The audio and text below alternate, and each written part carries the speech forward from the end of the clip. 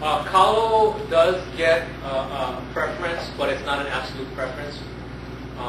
Especially cultivation, to be more specific, when it's done in the traditional Native Hawaiian way by Native Hawaiians or their ohana.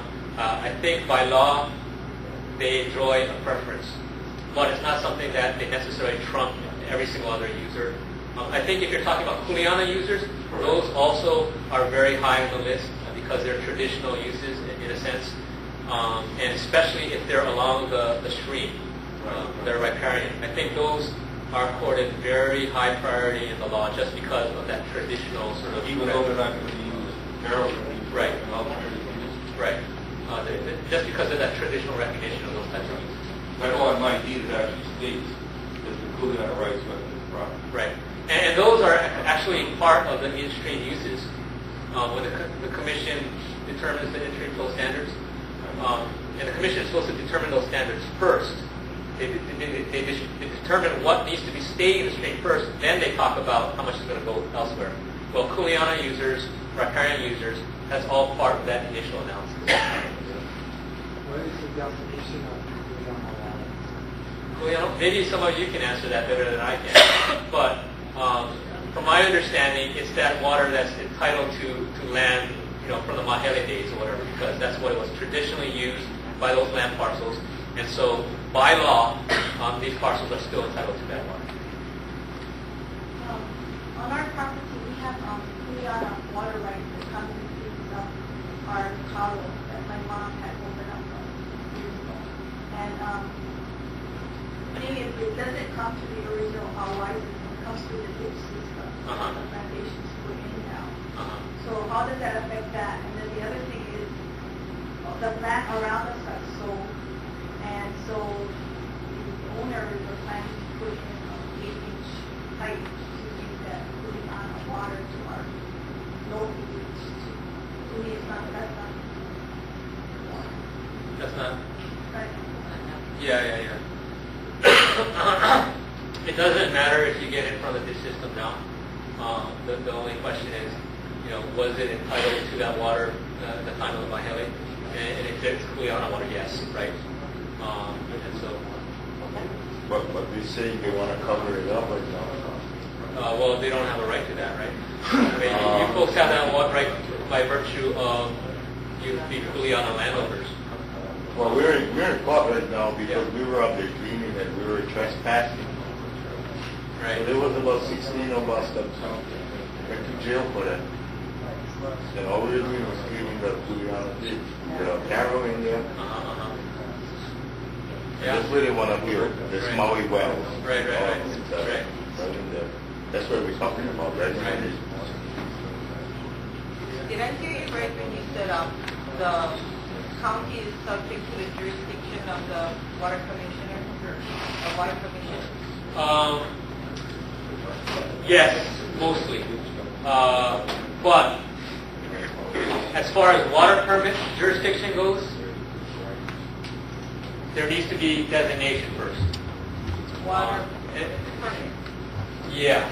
So we get into a lot of legalese here, but that we were talking about designation of surface and groundwater as a protected resource or water management area or whatever. That already happened with Kiao groundwater, and we're trying to make it happen with regards to the surface water of the Mahele streams. As far as the jurisdiction of the State Water Commission, where it comes in and regulates uses and issues permits to county or to individual users, there has to be that process of designation first. When I say that the state has oversight over the county, even without designation, that occurs in the context of these in-stream flow standards, which really operate separate from any kind of designation process or water use permit. Again, that in-stream flow standard process has been initiated in this case.